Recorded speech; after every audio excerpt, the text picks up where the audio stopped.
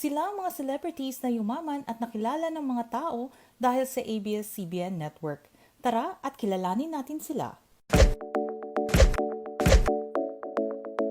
Top 8, Catherine Bernardo.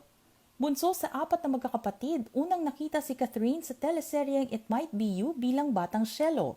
Pero mas nakilala si Catherine nang gampanan niya ang role ni Mara sa TV series na Mara Clara kasama si Julia Montes. Mas naging maugong ang career ni Catherine nang pagtambalin sila ni Daniel Padilla. Ang ilan sa mga proyekto nila ay ang Princess and I, Got to Believe, Pangako Sa'yo, She's Dating a Gangster, Crazy Beautiful You, Barcelona, at The House of Us. Ginulat din niya ang lahat ng tumabo sa takilya ang Hello, Love, Goodbye na pinagtambalan nila ni Alden Richards. Dahil dito nakapagpatayo ng business si Catherine, ito ay ang Cath Nails na naging inspirasyon ang mga fans sa pagpapangalan ng nail spa. Franchisee na din siya ng isang rice meal takeout business, ang Rice in a Box. May patatayo na din niya ang dream house ng mga magulang niya matapos ang 3 taong pagpaplano. Sa kasalukuyan, naghahanda na sila ni Daniel para sa kanilang next project. Aabot naman daw sa 700 million pesos ang net worth ni Cath. Top 7, Nadine Lustre. Bago nag-umpisa ang career ni Nadine sa pag-arte, nakilala mo na siya bilang miyembro ng all-female group na Pop Girls noong 2009. Makalipas ang ilang taon, ginampanan niya ang lead role sa film adaptation ng isang popular na Wattpad novel, Ang Diary ng Mga Pangit. Nasundan ito ng isa pang pelikula na hango din sa Wattpad novel na Talk Back and You're Dead, kasama pa din ng ex-boyfriend na si James Reid. Dahil sa chemistry ng dalawa, pumirma sila ng kontrata sa ABS-CBN bilang magka-love team. Ginawa nila ang seryeng On the Wings of Love at Till I Met You. Pinasok din ni Nadine ang nail spa business. Siya ay isang franchisee ng Nails Glow. Itinatag din niya ang kanyang fragrance line, ang Luster by Nadine Lustre. Kamakailan lang ay napanood si Nadine sa Filipino reality talent competition show ng Kapamilya Network, ang Your Moment, kung saan siya ay isa sa mga naging hurado. Tinatayang aabot ng 400 million pesos ang kanyang net worth mula sa kanyang mga TV at movie projects. Top 6, Bea Alonzo. Nagsimula ang lahat kay Bea Alonzo nang una siyang makita ni ABS-CBN Chief Content Officer Charo Santos Concho nung siya ay 13 years old pa lamang. Naghahanap kasi ang network ng artistang babae na katipo ni Christine Hermosa. Ngunit sa murang edad na 15 anyos, gumanap bilang isang abogada si Bea sa soap na Kay Tagal Kang Hinintay. Noong 2008, ginampanan naman niya ang role na Betty Pengson. Ito ay para sa Filipino adaptation ng Colombian soap na Yo Soy Betty La Fea. Nakagawa din siya ng pelikula kasama ang on-screen love team na si John Lloyd Cruz. Ilan sa mga ito ay ang One More Chance at A Second Chance, kung saan mas nakilala sila bilang sina Popoy at Basha. Sa wakas, ang 3-story home na naipagawa ang kasagutan sa pangarap niya na tumira sa isang maluwag na lugar. Matagal na din siyang nanirahan sa isang condo. Ngayon, isa na din siyang negosyante at nag-franchise kasama ang ibang business partners ng isang cafe, ang Dean and DeLuca sa Quezon City. Napabalitang halos 300 million pesos ang net worth ni Bea at noong nakaraang taon lang ay tumabo sa takilya ang movie nila ni Angelica Panganiban na Unbreakable. Ang reunion project naman nila ni Lloydie ay nasaksihan sa isang Instagram live ni Bea kung saan nakausap niya si John Lloyd. Ito ang tinatawag nilang The Unconfined Cinema, kung saan ang idea ay ipakita kung ano pa ang maaaring mangyari sa isang pelikula na hindi kinunan sa tradisyonal na paraan. Top 5, Julia Montes. Lumaki sa pangangalaga ng kanyang deaf mother at lola, 3 lang ang pangarap sa buhay ni Julia noong bata pa siya, ang maging sundalo, chef at flight attendant. Kaya hindi alintana sa kanya at kanyang lola ang hirap ng pagko-commute para lang makapunta sa iba't ibang castings at auditions nung siya ay 5 years old pa lamang. Unang nakita si Julia Montes sa kiddie gag show na Going Bulilit.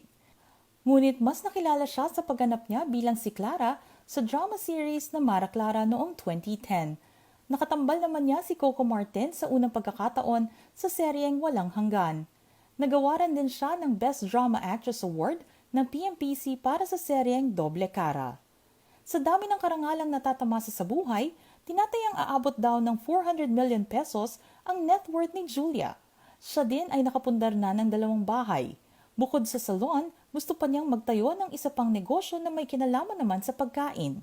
Bago na ipatupad ang enhanced community quarantine sa Metro Manila, nag-umpisa nang ipalabas ang comeback series ni Julia sa ABS-CBN, ang 24/7, kasama sina Edo Manzano at Arjo Atayde. Top 4, Kim Chiu. Iniwan ng Cebu para magpunta ng Maynila, si Kim Chiu ay sumali sa first teen edition ng Pinoy Big Brother noong 2006 kung saan siya ay nanalong first big placer. 16 years old pa lamang si Kim nang unang sumabak sa showbiz. Nagkaroon siya ng una niyang teleserye kung saan nabuo ang love team nila ni Gerald Anderson na Kim Herald, ang Sana Maulit Muli. Nasundan pa ito ng mga drama na My Girl, Tayong Dalawa at Kung Tayo'y Magkakalayo. Nabuo naman ang love team na Kim C kasama si Sian Lim sa mga seryeng My Binondo Girl, Ina Kapatid Anak at The Story of Us. Ang balik-tambalan naman ng Kim Herald ay naulit sa drama series na Ikaw Lang Ang Iibigin. Napanalunan niya ang Film Actress of the Year sa 50th GMMSF Box Office Entertainment Awards para sa pelikulang One Great Love. Isa lamang yun sa mga natatamasa niyang karangalan sa pagpasok sa show business.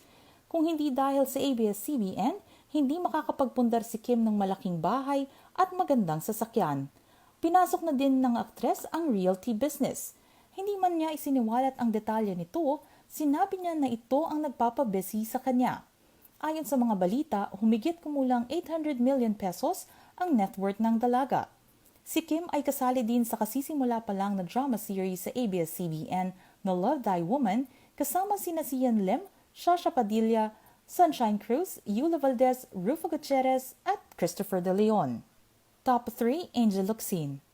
Na-discover sa isang shopping center noong 2001 ng isang talent scout, si Angel ay dapat mapapabilang sa batch 9 ng Star Circle ng ABS-CBN. Ngunit hindi ito nangyari dahil sa pagtutol ng kanyang ama. Hindi nagtagal ay pumirma din ng kontrata si Angel sa Kapamilya Network at una niyang naging proyekto ang paglabas niya sa isang episode ng MMK na pinamagatang Pilat. Unang sabak niya sa drama series sa ABS-CBN ay kasama niya si Piolo Pascual sa programang Lobo, na nasundan pa ng Immortal, The Legal Wife at La Luna Sangre. Pinagbidahan din niya ang mga blockbuster star cinema films tulad ng The Third Party, Four Sisters and a Wedding, One More Try, at Everything About Her. Lumabas din siya bilang isa sa mga judges ng Pilipinas Got Talent kasama sina Robin Padilla, Vice Ganda at Freddie M. Garcia. Enero na nakaraang taon nang kumpirmahin ni Angel na magpapatayo siya ng vacation house para sa kanyang pamilya. Ito daw ang matagal na pangarap ng kanyang ama, ang magkaroon ng isang beach resort. Ang katatapos pa lang na action series ng ABS-CBN na The General's Daughter ang tumulong kay Angel para mapag-ipunan ang pinapangarap nilang ari-arian ng kanyang ama. Bukod sa mga sasakyan na Black Hummer H2, 1970 Chevrolet Chevelle at Black Ford E450, napabalitang halos 300 million pesos ang kanyang net worth. Top 2, Vice Ganda. Bago pa man umusbong ang career ni Vice Ganda, siya ay nagtrabaho muna bilang isang stand-up comedian sa Punchline at The Library. Siya rin ay naging contestant muna sa game show na Wawawi nung nasa ABS-CBN pa ito. Lumabas din siya sa mga seryeng Diyosa at Maging Sino Ka Man ang Pagbabalik. Pero noong 2009, mas nabigyang pansin ang talento ni Jose Marie Viceral sa totoong buhay nang siya ay mapasama sa noontime show na It's Showtime, kung saan siya ay isa sa mga regular presenters or judge ng nasabing programa. Nagkaroon din siya ng pagkakataon na mag-host ng sarili niyang talk show na tumagal ng halos 9 na taon, Ang Gandang Gabi Vice. Malaki ang naitulong ng ABS-CBN kay Vice. Dahil dito, naipatayo niya ang kanyang dream 3-story house sa Quezon City na para din sa kanyang ina. Nakapagpundar din siya ng business, ang Vice Cosmetics. Halos lahat din ng pelikula na kanyang ginawa ay kumita ng malaki sa takilya. Isa na dito ang katatapos pa lamang at entry sa 2019 Metro Manila Film Festival, ang The More the Merrier kasama si Ann Curtis. Aabot ng halos 3 bilyong piso ang net worth ni Vice Ganda. Ang pinakabago niyang TV show na Everybody Sing ay naantala sa pagpapalabas dahil sa issue ng COVID-19 sa bansa. Top 1, Coco Martin. Ipinanganak sa Sampaloc, Manila si Rodel Pacheco na Sianceno o mas kilala bilang si Coco Martin. Hiwalay man ang mga magulang habang siya ay lumalaki, Hindi niya nakalimutan na samahan ng kanyang lola na deboto ng mahal na poong Nazareno sa Quiapo. Siya din ay nag-abroad bilang isang OFW sa Canada. Noong 2001, siya ay napabilang sa Star Circle Batch 9. Taong 2008 nang mapasama si Coco sa seryeng Ligaw na Bulaklak at Tayong Dalawa. Sa drama series na walang hanggan, umusbong ang career ni Coco pati na din ang love team nila ni Julia Montes. Nasundan pa ito ng Ikaw Lamang at Ikaw Lamang Book 2.